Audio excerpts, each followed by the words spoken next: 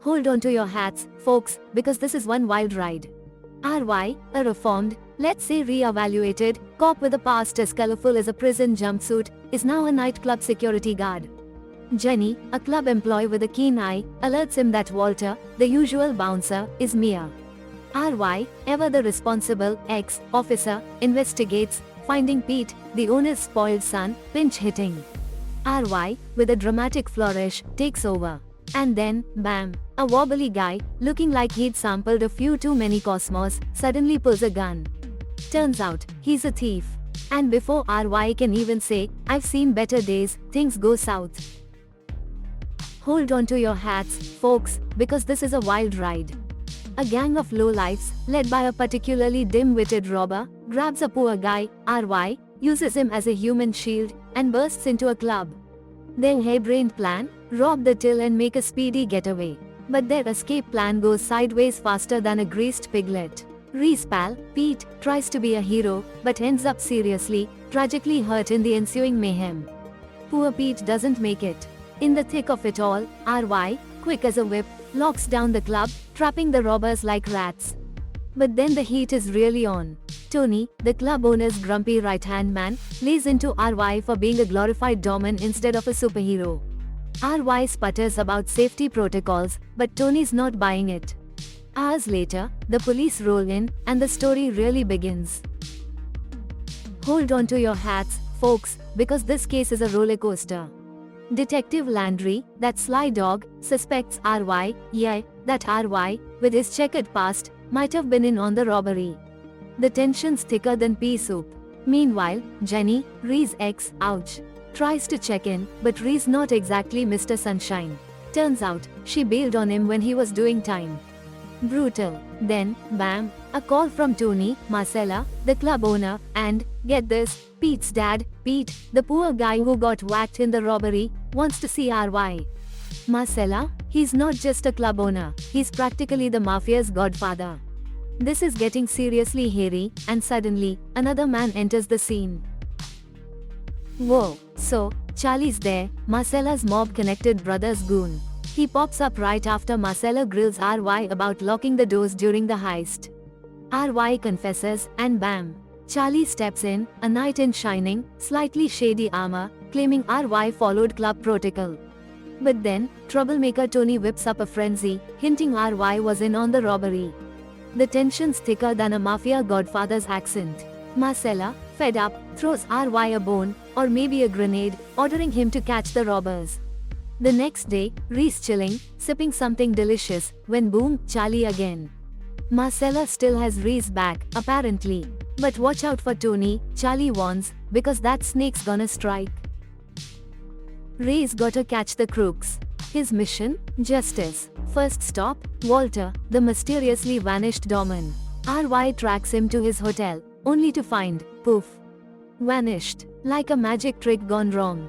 Then, a long-haired dude, looking like he raided a thrift store for his entire wardrobe, whispers Walter's location, for a price, naturally.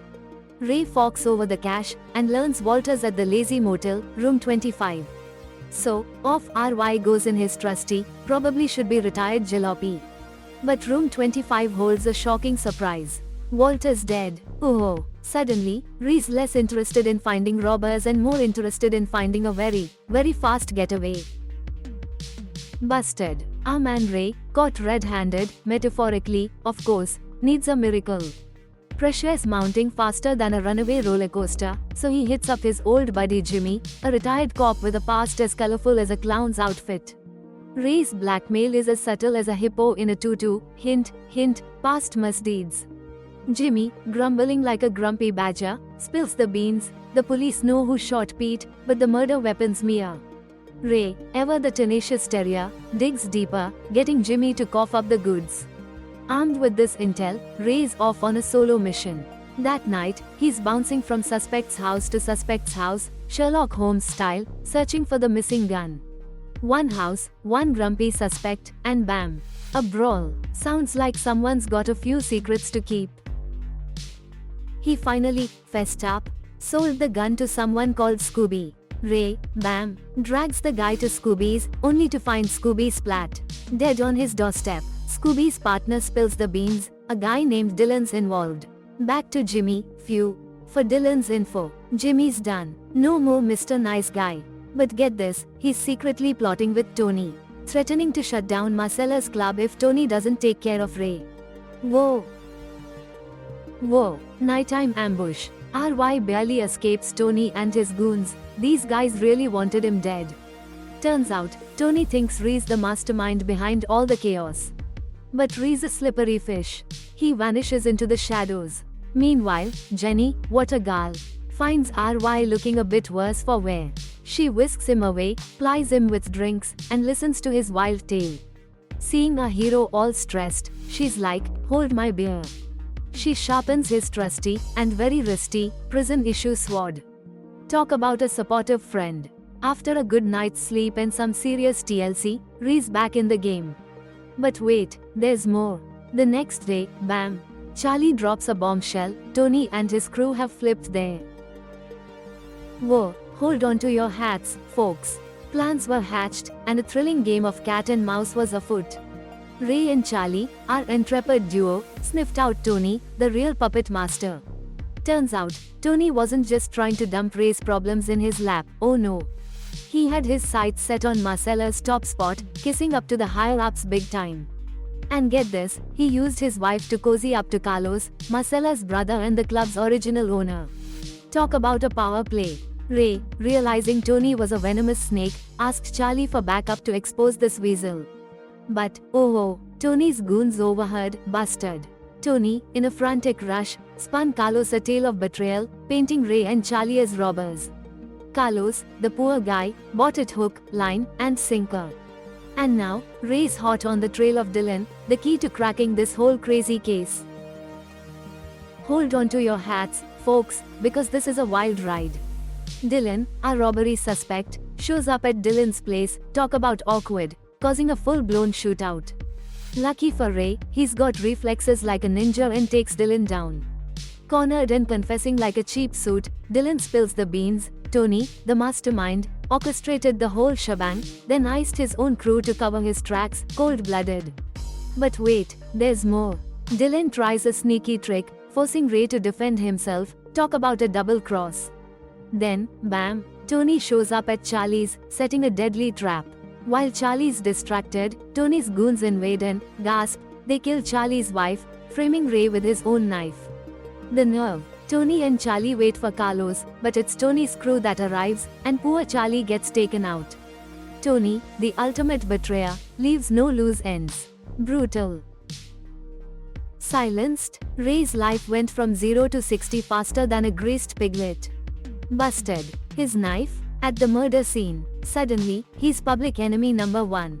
On the run, things were grimmer than a Monday morning. Desperate, Ray ropes in Jenny, his ace in the hole. Mission: distract Jimmy, the ex-cop, while Ray digs for dirt on Tony.